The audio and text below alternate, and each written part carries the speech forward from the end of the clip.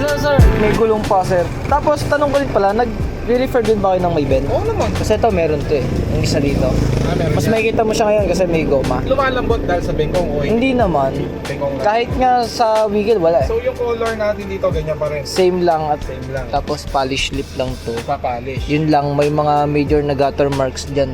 Tulad na no. Regards naman sa decals, may nabili na ako na pagawang Pati ito ganon. na, ano. Yes sir, ito mismo. May napagawa na ako na. Hindi ko lang kinabit kasi paparefer. Ayun sa loob, meron na rin. Meron na rin po. Sa ano lang. Boy Scout. Akala ko kasi DIY ko, sabi ko wala akong time. Bilis ng biyahe mo ah. Siguro bigyan mo ako the most 2 weeks. Sana wala pang YN kasi Bigyan na ba eh? balita ko meron daw ng May. Sige sir, thank you po. Okay. Salamat. Thank you. Balik ka na doon. Oo po. Sige sir.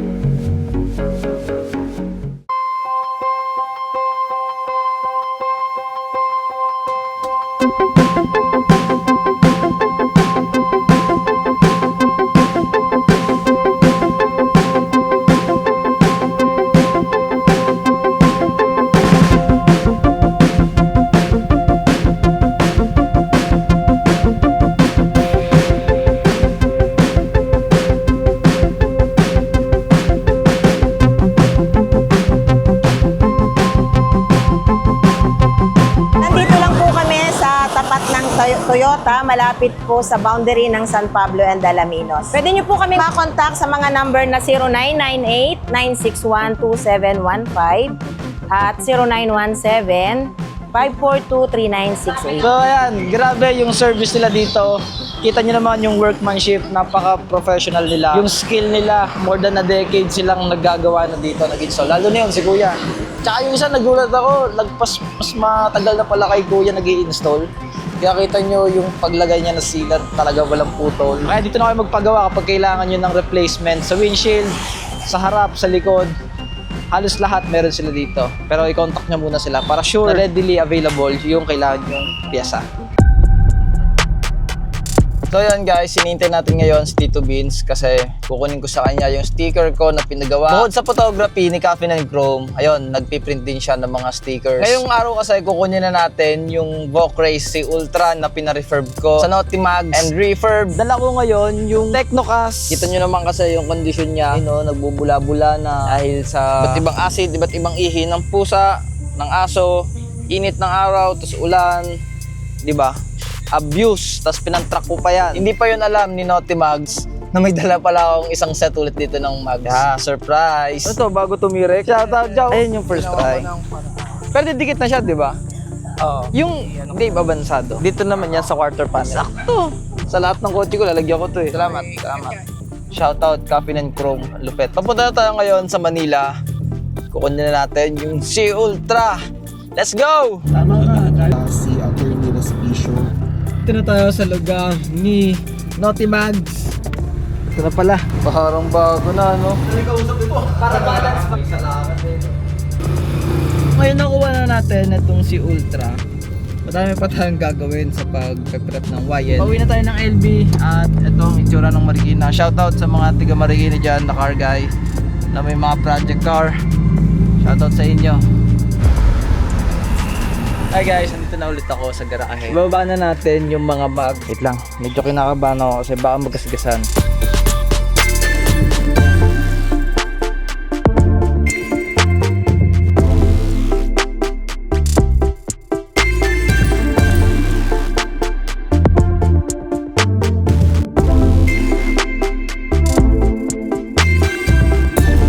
Once again, thank you Notimax refurb. Ganda nung ginawa nyo si Ultra ko kasi sobrang daming gasgas nandito. May mga gutter marks yan na talagang sobrang rough ng pagkakatama. Nawala talaga siya ng tuluyan. Parang brand new na ang kinalabasan ng si Ultra ko. Tapos, meron kasi yung bengkong. Wala na din yung bengkong niya. So, hindi ko muna siya isasalpak dito kay Remy kasi nasa prep stage pa siya, nasa prep day pa. Siguro yung last day before YN, dun ko isasalpak si Ultra kasi baka magasgasan pa. Dadaling ko pa siya sa mga shop tulad kay Diamond Detail, kay G-Drive, Auto Salon, kay MK Garage kasi may kinukumpleto pa akong pyesa at papapaltan ko rin kasi yung salamin dito. Hello guys, nandito ulit ako sa Bacoor, Cavite sa MK Garage at eto ngayon nagpe-prep para sa YN. Grind na to guys. Tumambay pa ako kagabi with Panic, with Sir Lester Samson. Dito yung katayaan ng mga Corona. Andito na halos lahat ng pyesa. Kapag may kailangan kayo pang challenge yung nakaparada dun, 2. Dito may 5, tapos meron pa dun sa street na yun. Ito pa, meron pa dito, 2. So yun, si Boss Patrick siya ang nagmamanage dito. Owner na rin. Agenda natin dito ngayon kay MK Garage yung power window dahil bubuuin ko siya kasi nagana yung 3. Ito lang nagana. Okay na. Palit to. Kasi may gas-gas to eh.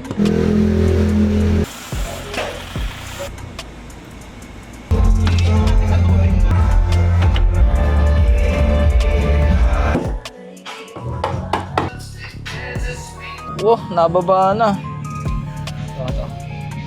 Uy. Boss Patrick, okay na. Kahit yung dito. Okay na, goods na. Babayad na lang ako. Pogi! Sa G-Drive. Pakita ko sa inyo yung mga scratches nitong likod kung gaano kalala. Magkakaroon ba tayo ng milagro dito? Ang lalim eh. Kakaiba yung scratches niya pag ganun. Hindi kaya sinakyan ng aso to dati o pusa?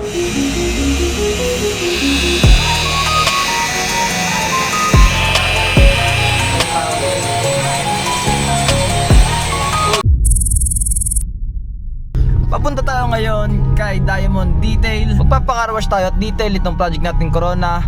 Idadami na rin natin yung engine bay at kung ano mang pasikot-sikot nitong mga dumi sa loob ng Corona.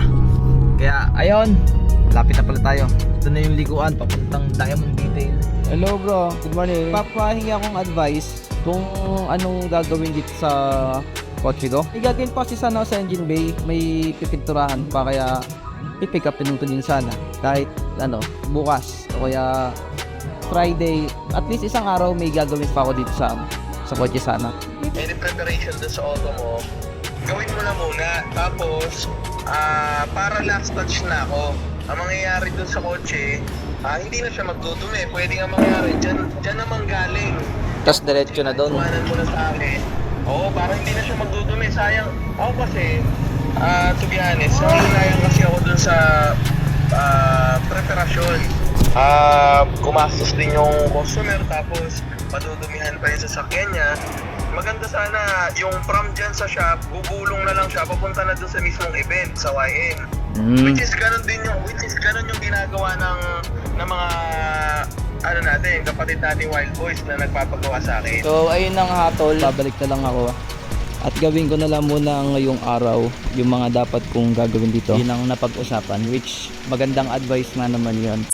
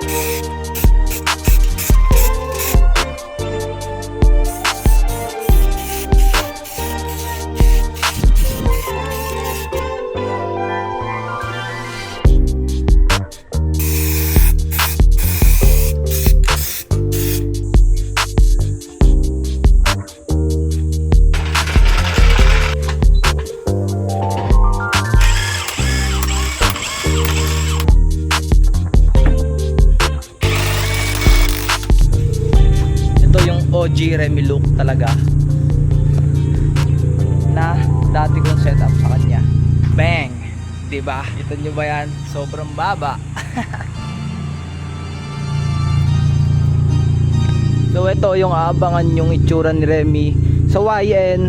Pinagkaiba niya lang magiging makinis siya sa linggo, kasi dadalhin ko na siya kay Diamond Detail at hinihintay na ako doon kayo ng umaga pa. Pero yun, shout out Kuya JP, sorry natagalan kasi ito nga nag-fitment pa ako.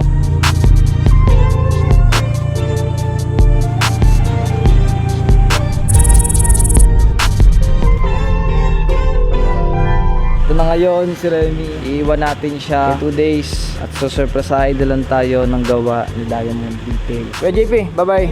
Ano na ako? Yun yung kotse ni Lester Samson ng Panic. Shout out. Goodbye Remy, till we meet again.